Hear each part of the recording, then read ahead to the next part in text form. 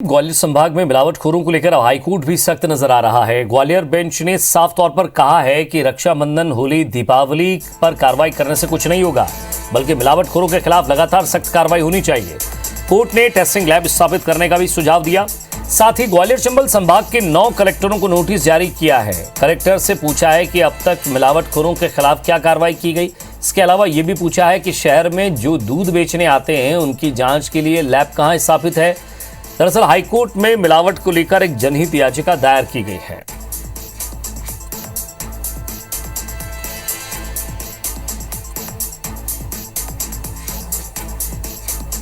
मिलावट का ये था कि दूध में मिलावट हो रही है, तो हमने माननीय उच्च न्यायालय में एक पिटीशन लगाई थी और ग्वालियर कलेक्टर से तो स्पेशली कहा है कि आप सख्ती से कार्रवाई करिए दूध के खिलाफ।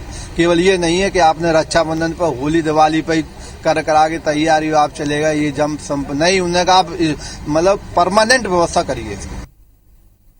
और ज्यादा बातचीत के लिए हमारे संवाददाता नासिर गौरी हमारे साथ जुड़ रहे हैं। नासिर, एक महत्वपूर्ण बात यह कि ग्वालियर चंबल इलाके में पिछले लगभग जब से हम देख रहे हैं कि यहाँ मिलावट, दूध में मिलावट, खाने में मिलावट, खाद्य तेलों में मिलावट, साथ ही साथ जो डेयरी उत्पाद है उसमें सबसे ज़्यादा मिलावट की जाती है। और जब भी त्यौहार आता है, त्यौहार से पहले कैंपेन चलाया जाता है, मिलावटखोरों को पकड़ा जाता है। और यही बात हाईकोर्ट ने भी पकड़ी। उन्होंने कहा कि आप लगातार त्यौहार से पहले मत कीजिए कि आप पकड़ रहे हैं लोगों को और उसके बाद कार्रवाई कर रहे हैं। एक लैब स्थापित कीजिए। और 9 कलेक्टरों से पूछा है, जवाब मांगा है कि आपके इलाके में अक्सर ऐसी घटनाएं क्यों हो रही हैं, जरा जवाब दीजिए।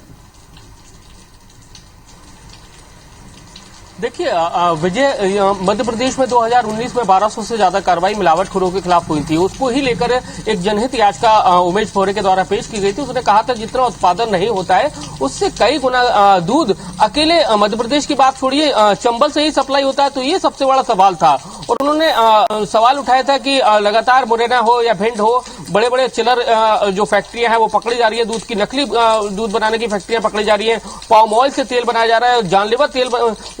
जानलेवा दूध के जो सामान बनाए जा रहे हैं, तो उसको लेकर एक जनहित याचिका उन्होंने हाईकोर्ट में पेश की थी। हाईकोर्ट ने उस पर डायरेक्शन भी दिया था। लेकिन ग्वालियर चंबल संभाग के साथ साथ मध्य प्रदेश के किसी भी कलेक्टर्स ने गंभीरता नहीं दिखाई थी। तो उसके बाद फिर से उन्होंने इस याचिका की सुनवाई थी। तो इस याचिका पर मध्य प्रदेश हाईकोर्ट की ग्वालियर बेंच ने साफ कहा है कि जो रक्षाबंधन, होली पे कार्रवाई से केवल काम नहीं चलेगा, आपको परमानेंट कार्रवाई करना होगी। और साथ ही जो जिले के जो चेक पोस्ट है वहां पर चेक पोस्ट बनाना पड़ेगा। एंटर पॉइंट, जो शहर के एंट्री पॉइंट होते हैं वहां पर आपको चेक पॉइंट बनाना पड़ेगा। साथ ही टेस्ट लैब भी बनाना होगी, जिसके चलते ये आदेश दिया गया है। और साफ कहा है ग्वालियर कलेक्टर को, तो साफ कहा है कि आपने रिप्लाई तो पेश कर दिया कि मिलावटखोरों के खिलाफ कार्रवाई की, लेकिन अमूमन देखने में यह आ रहा है कि आप होली, दिवाली और रक्षाबंधन पर ही कार्रवाई कर रहे हैं और उसके बाद शांत हो जाते हैं। तो उन्होंने कहा कि हमें परमानेंट कार्रवाई चाहिए, तो इसलिए आप टेस्टिंग लैब की स्थापना कीजिए। साथ ही जो शहर के जो एंट्री पॉइंट है वहां पर आप चेक पोस्ट लगाइए, जिससे जो दूध ये शहर के अंदर यानी कि ग्रामीण एरिया से अगर शहर के अंदर आते हैं